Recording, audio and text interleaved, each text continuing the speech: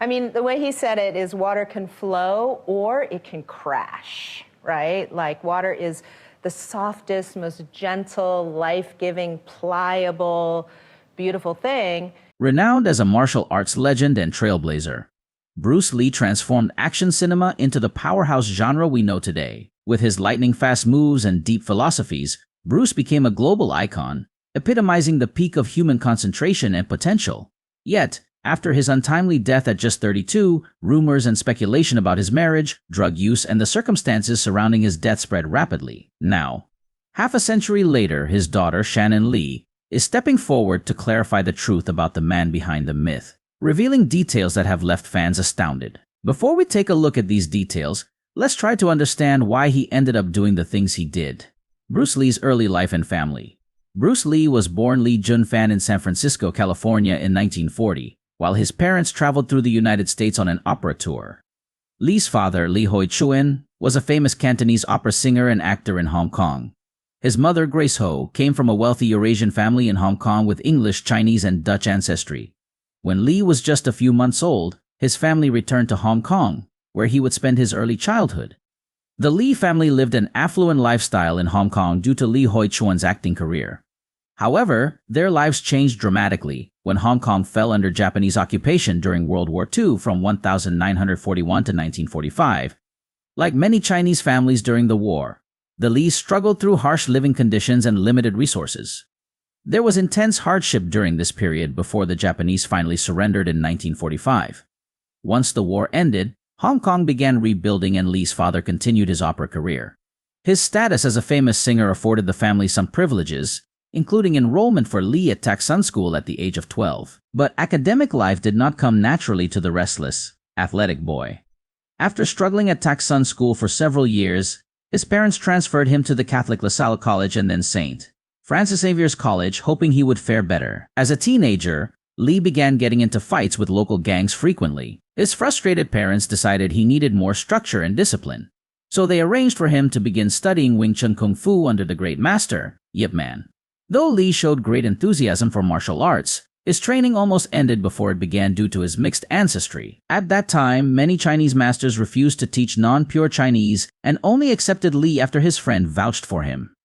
Later in his training, Lee's heritage became an issue again as the other students resisted working with him once they found out he was part Caucasian. But Lee persevered and continued studying privately with Yip Man and a few select students. Under their mentorship, Lee excelled quickly.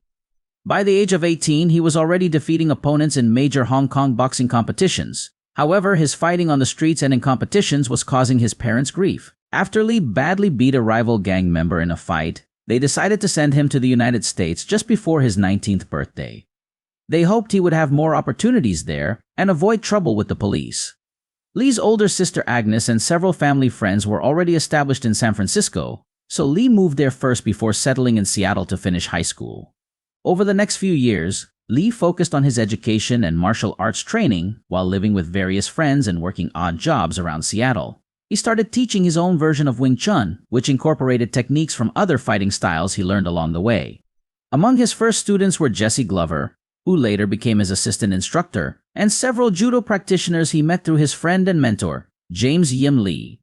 By 1961, Lee had set up his own martial arts school in Seattle and also enrolled at the University of Washington, studying philosophy and drama alongside his martial arts training and teaching.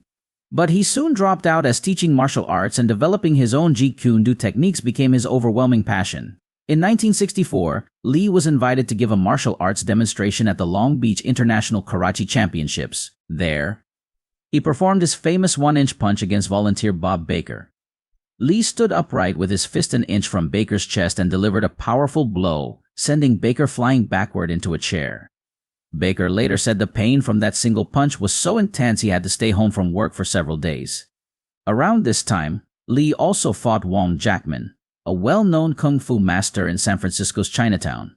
It was an intensely competitive fight apparently sparked by Lee's willingness to teach white students, which Wong took issue with. Details remain controversial, but it was clear Lee's victory helped cement his reputation and his right to teach anyone interested in learning from him.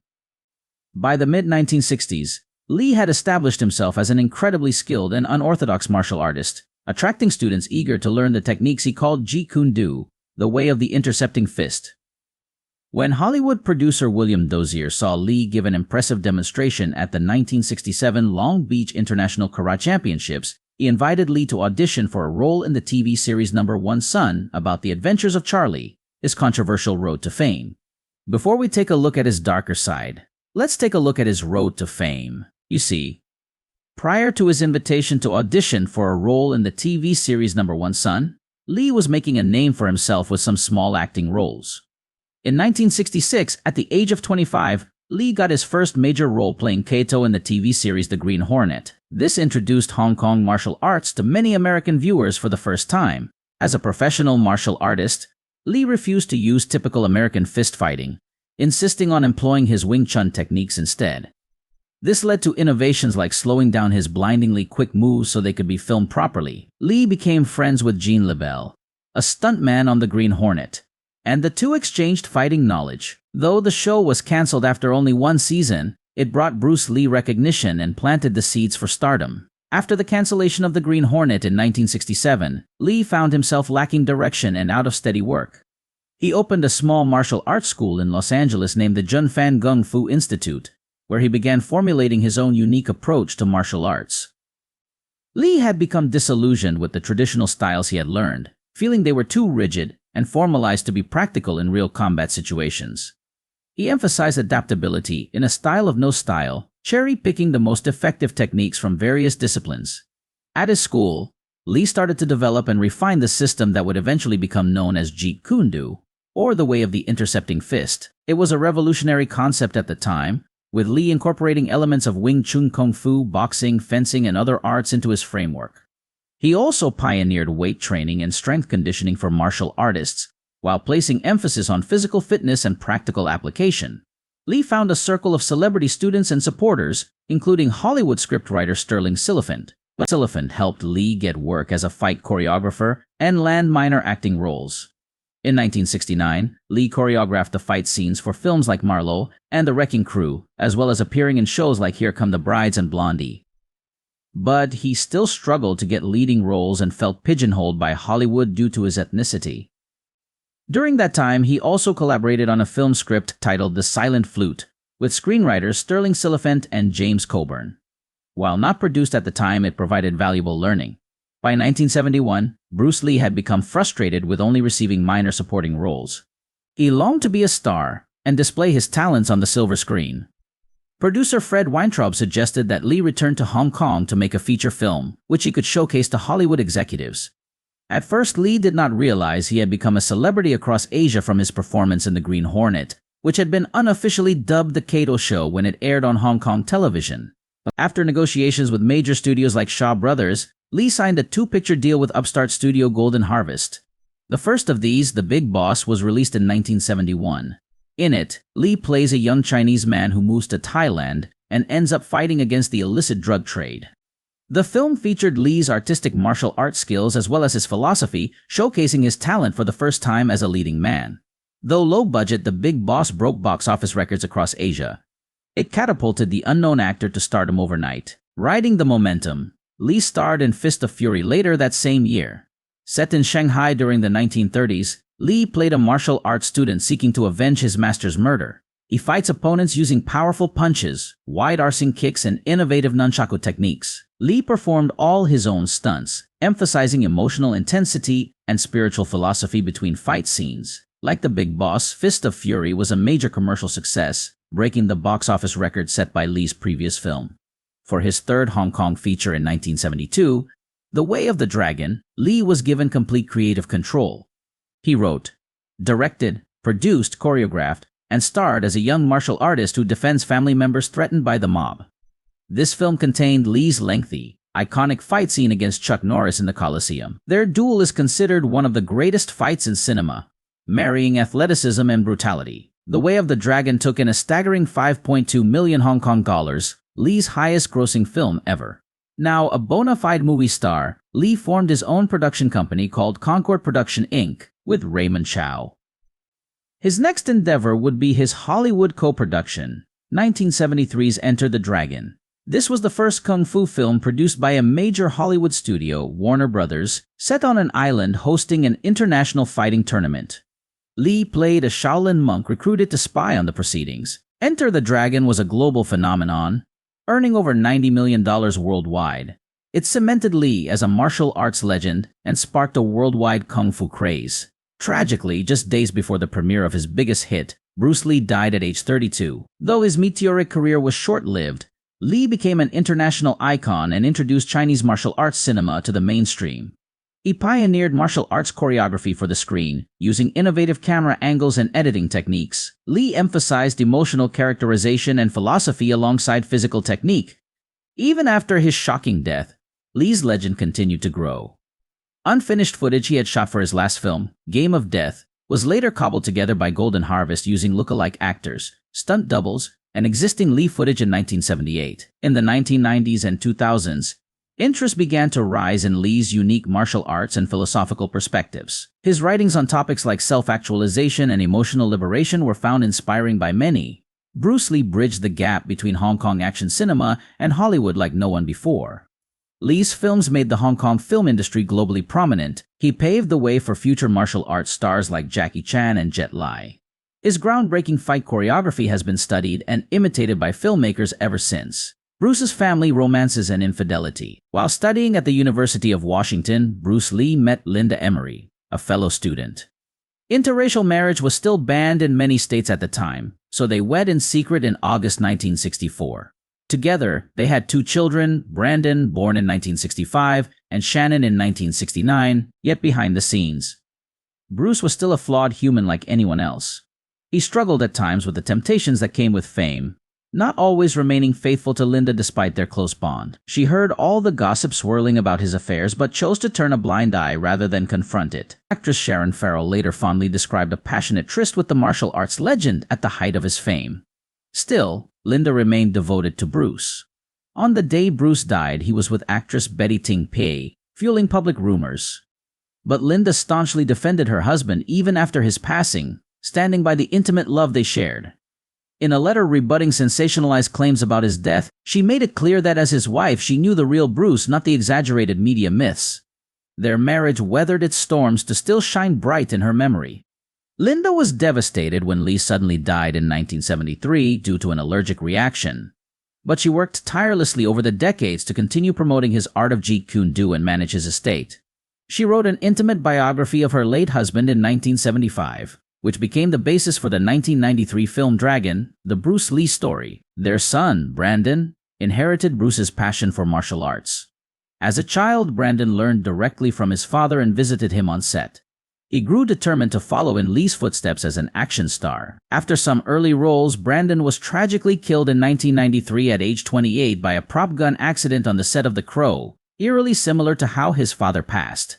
Shannon was only 4 when her beloved father died. She later studied Jeet Kune Do under her father's students to connect with his legacy. Though she focused on acting at first, Shannon became more dedicated to martial arts in adulthood. She now heads the Bruce Lee Foundation, managing her father's estate and promoting his teachings.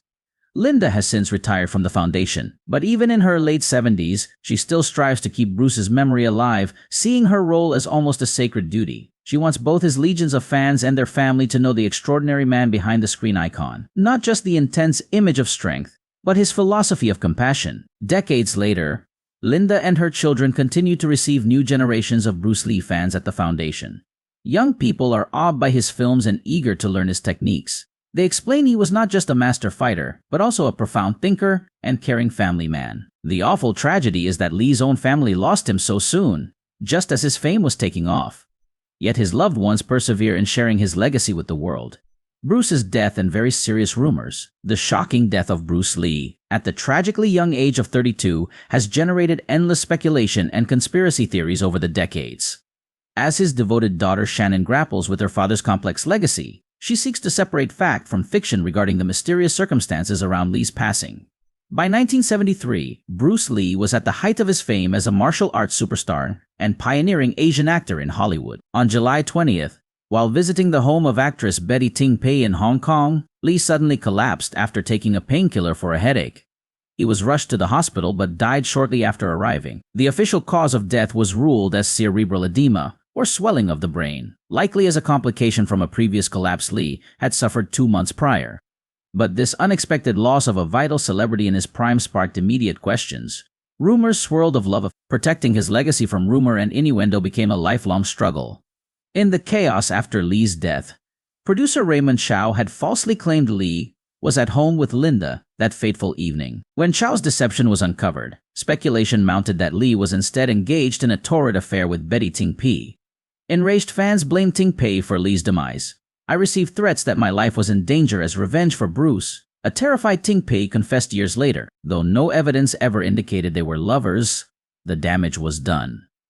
Bruce Lee's reputation would be forever linked to the beautiful actress who spent his final hours with him. Equally persistent were accusations of a fatal drug overdose. Traces of cannabis were found in Lee's system, fueling rumors of substance abuse despite medical opinions debunking claims it caused his death. Speculation expanded over the years to cocaine, LSD, and other hard drugs as well.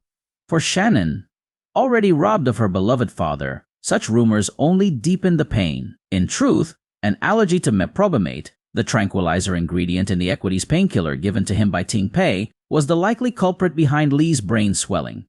But conspiracy theories continued swirling. Some claimed Ting Pei was an assassin working for Chinese triads who wanted Lee dead over unpaid protection debts or as competition to mainland cinema. Others pointed the finger at Raymond Chow, implying Lee's ambitious business partner orchestrated his demise to seize control of their production company, Concord, and fully capitalize on Lee's posthumous fame. Chow stood to gain immensely from complete ownership over Lee's hit films, Enter the Dragon and Game of Death.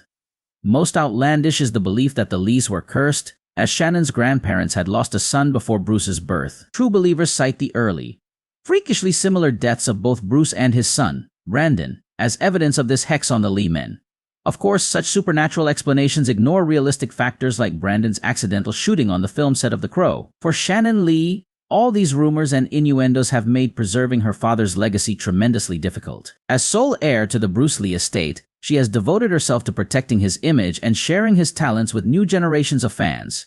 Yet outrageous conspiracy theories continue swirling around Bruce Lee decades after his death, forcing Shannon to repeatedly defend her father's name. While the full truth behind Bruce Lee's shocking early demise may never be known, his daughter rejects all sensational claims and speculation. Shannon wants her father remembered for what he brought to the world while alive, his dazzling charisma, work ethic, and profound martial arts. She keeps his memory alive not through conspiracy or controversy, but by passing on Bruce Lee's teachings, a precious inheritance she shares with all. Bruce's daughter speaks out. After years of silence, Shannon Lee finally breaks her silence in an explosive tell-all.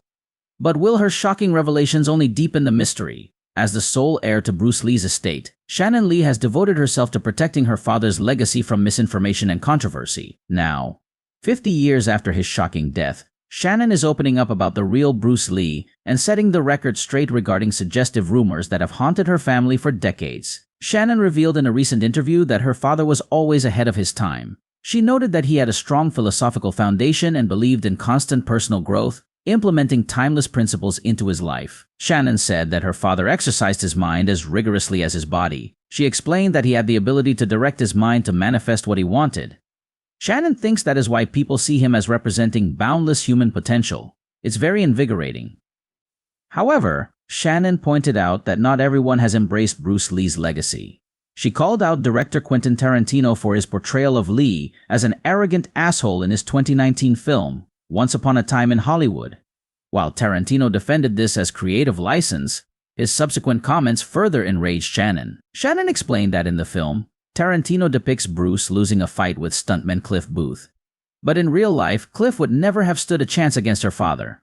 Shannon said Bruce Lee was a real fighter with actual documented wins. She added that she's tired of white Hollywood portraying him as some kung fu stereotype when he was the real deal. She also slammed Tarantino's implication that, unlike the fictional war hero Booth, her father wouldn't survive in the jungle. Shannon called out the racist notion that the skills of an Asian martial artist were somehow inferior to a white stuntman's capabilities. Shannon noted it's ironic, because Tarantino clearly idolized her dad's kung fu films for Kill Bill.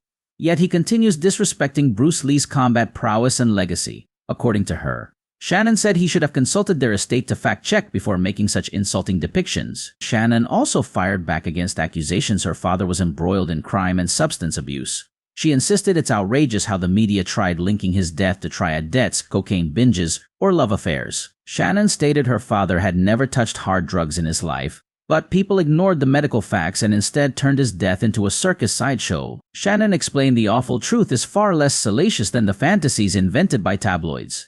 Her father simply suffered complications from a pain medication while recovering from a previous health issue. But Shannon insisted that her father's death was an unfortunate allergic reaction, not a drug overdose or immoral scandal like detractors had claimed. She said that their lies had deeply hurt their family. She described surviving such rumors and innuendo as her lifelong struggle as Bruce's devoted daughter. Shannon seems definitely not interested in conspiracies and controversies. She declared that she shared his talent and teachings to keep his true spirit alive. She rejects sensational claims, instead passing on Bruce Lee's profound philosophies and tireless drive, the authentic attributes that made him legendary. She said proudly that 50 years later, people still see her father as representing the best in human achievement and ability. But she worries that those who actually knew him are disappearing, letting others define his complex story. So Shannon explains she is here to speak the truth about Bruce Lee's life and his awesomeness. 50 years after his death, Bruce Lee's influence remains as strong as ever. His teachings continue to inspire new generations of martial artists, actors, and everyday individuals striving for self-improvement. Bruce's philosophy, which emphasized the integration of mind, body, and spirit, is more relevant today than ever before. His words, "Be water, my friend," resonate as a reminder of the power of adaptability and resilience. Bruce Lee's legacy is not just that of a fighter or an actor, but of a pioneer who transcended the limitations of his time. He broke racial barriers, challenged stereotypes, and left an indelible mark on the world. His life, though cut tragically short, is a testament to the impact one individual can have when driven by passion and purpose. As we reflect on Bruce Lee's life and legacy, it's clear that his contributions to martial arts and cinema were just the beginning. His philosophy and approach to life continue to inspire millions around the globe. By setting the record straight, Shannon Lee ensures that her father's true legacy endures, free from the shadows of rumor and speculation. What are your thoughts on Bruce Lee? We'd love to hear from you. Be sure to subscribe to our channel and share your comments below. Thanks for watching. Then,